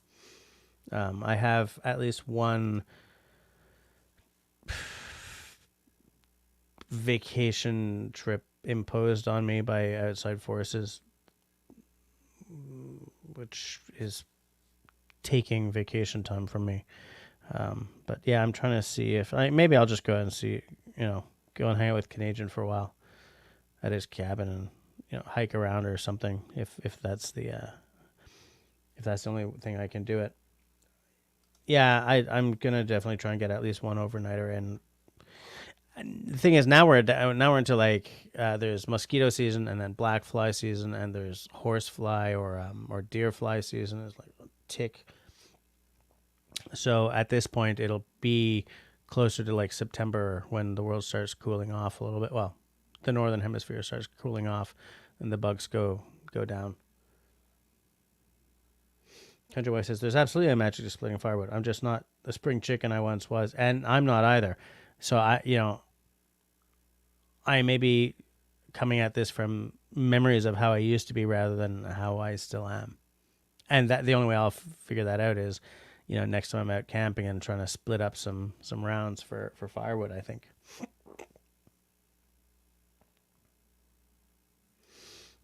Sharon says, we keep just enough not finished to keep M-Pack away. I don't know what M-Pack is, but I'm not from Ontario. Is that like is that like your local government or permitting people or taxation or something? What's M-Pack? Municipal Port Authority Crown. I don't know. What's M-Pack? Oh, Sharon says it's the tax people. Yeah, okay, fair enough. Fair enough. So you're not going to move there full time. I'm sure the tax situation can be quite grueling when you've got two places.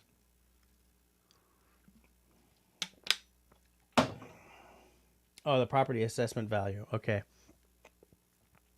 Okay. Yeah, fair enough. We know when we bought this place, we spent an extra 60 grand gutting and redoing the ground floor, and then we got reevaluated at the exact same value. I didn't mind because it meant the taxes didn't go up, but my wife was pissed. Absolutely. So what's the M in M-Pack then? Because the PA is property assessment. I guess it doesn't really matter. Doesn't matter. I'm trying to remember. I'm trying to think what the reading should be next time we get together. It's got to be a good one. Oh, and Tenenbaum says it's municipal. Okay. I just wasn't sure how far out into the country municipal reached. Because I think Sharon's new place is not completely, it's not, way out in, nowhere land, but it seems like it's fairly rural. It kills me because we pay the same rates as someone in town and we do not have any township services. Oh, yeah, that bites. That sucks. That's hard to take. Absolutely.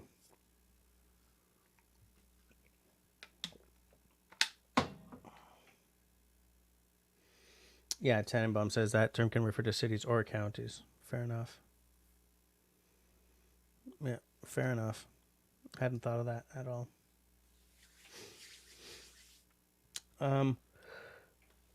So the thing is, we're at 10 to 11, but I'm starting to yawn, and I'm afraid that I'm going to bore you guys with my yawning if I keep going much longer. So, maybe we'll just... David says he pays close to $6,000 for 0 services, all based on property value and how broke the township you live in is. I know someone who lives in a town here called Montreal West that pays way more than that because it's essentially it's kind of a village. Like it's a municipality surrounded by Montreal. There's Montreal West, there's Dorval, there's Lachine, there's NDG Côte-SAINT-LUC. And they've got like 3 schools and no factories or no big commerce. So the tax burden for the schools sits on the people, sits on the property values, the property, the houses. And so $6,000 they would love to spend. I mean, granted, it's a municipality full of people who can, at least on paper, afford like a $10,000 tax bill every year. But I would have a hard time dealing with it.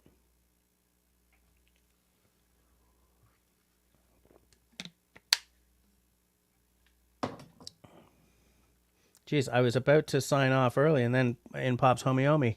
Blades, barbecues, and boats. Now, there's 3 Bs I can get behind.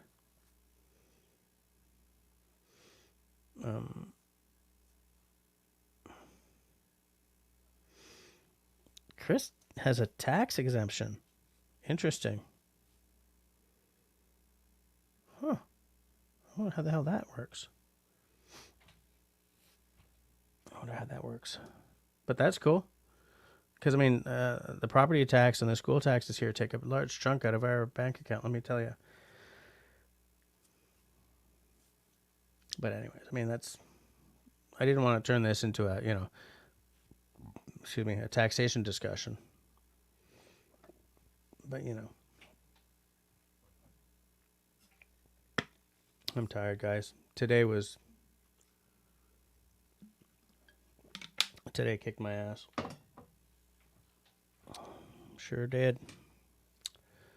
I was about to say something and it was going to be fabulous. I don't remember what it was. It just disappeared right out of my head. But hey, only 8 minutes left of America Day down there. I hope you guys have had a good Independence Day. I hope that all was parties and cold beer, hot, barbecue, and good times. Canada Day seemed to have been pretty good for most people. For me, it was okay, but nothing special. Okay. Peanut Trucker says you have to live there or you don't get it. Yeah, I could see that. Like, it has to be your main residence. Like, why would they give you an exemption for like a secondary residence, I guess? Oh, Kristen's got 4 hours left, but you won't be up that late. Fair enough. I guess that was a little local centric, wasn't it? I'm actually surprised at how many people in the States showed up for this live stream. I would have thought you guys were all doing barbecues and watching forest fires. Fireworks. Sorry, but the context is because our fireworks got canceled because of forest fires and smog. That I went there. Sorry, guys. Peanut Trucker has 2 hours left. Okay. Matt says, one of the slang terms that has started to be used down here for Americans is referring to, in a lighthearted way, as burgers. Never heard of that. Why would they do? Oh.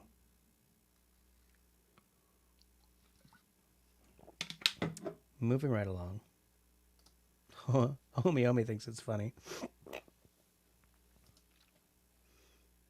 That's pretty funny.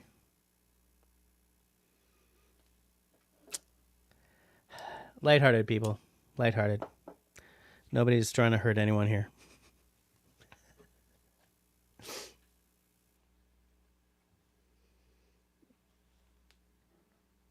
Tenenbaum. Come on, just burgers live in a burg. Fair enough. I don't really think that's what they're referring to, but I'll go with that. Yeah, it makes sense in German. Tenenbaum says, sure, absolutely does. I mean that's where the burger comes from. Hamburger, as in, Hamburg. Oh, there we go. What happened to Yanks? We're not going to turn this conversation into a whole thing about, taking the piss out of Americans. Not on their special day, guys. Come on. We don't want to hurt anyone's feelings after all. 10:55, people. 5 more minutes. I'm not going to pour myself another one, but this was a good way to end it on a July the 4th. Nice. It's funny because this is a 40% alcohol by volume, but it kind of, like when you drink it, it comes off as more like a 45%. Very successful bottle. Not too expensive either.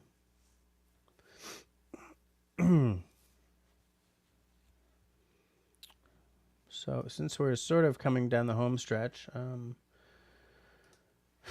I hope everyone's had a good day. I hope everyone had a good weekend. Like for Canadians, I hope your July 1st was terrific. I hope Tenenbaum gets some sleep tonight because it's pretty damn late in Sweden right now. Matt J, I hope you're gonna have a good day because you're probably almost 24 hours from me. So hope you're gonna have a good lunch, good afternoon. Yeah, Destiny, this is a good way to end my Tuesday for sure. I love doing this. You know, every week I look forward to it, and I'm sad that I won't be doing it next week. Oh, Tenenbaum just woke up. Okay. All right, fair enough. So for Tenenbaum, it is literally early morning. Chris's sister took his wife to a wine orchard in California. Now she likes a red. She may be on here drinking with you next week. I also likes red. I also likes red. What? I also like red. I'm not a big white wine fan, but I do like a nice wine tour. I like good wines. Oh, Matt J says it's 1 p.m. Okay, so you're not exactly 24 hours. Okay. Chris is saying everyone had. No, Matt. There's some family related stuff. It's not my fault, but I'll be back the week after for sure, and looking to Chitty McChat. I just may not have time to plan the week after out as well as I've been doing lately, but I'll see what I can get done. I'll see what I can do. Tenenbaum. Yes, everyone. Yeah, everyone's sort of saying goodnight. So I'll just let's shut her down. There's only 2 minutes left anyway. So yes, as I said, I will very likely not be on next week, but I will be thinking about all of you. And so between now and David Evans will be in Montreal July 18th. Don't let me forget that. Don't let me forget that. Will I be around? God, please be around. We'll talk about it. Because I have to look at my calendar. So yes, between now and 2 weeks from now, please, everybody, don't overheat. Be safe, be sane, be healthy, and be kind to one another. Good night, everyone.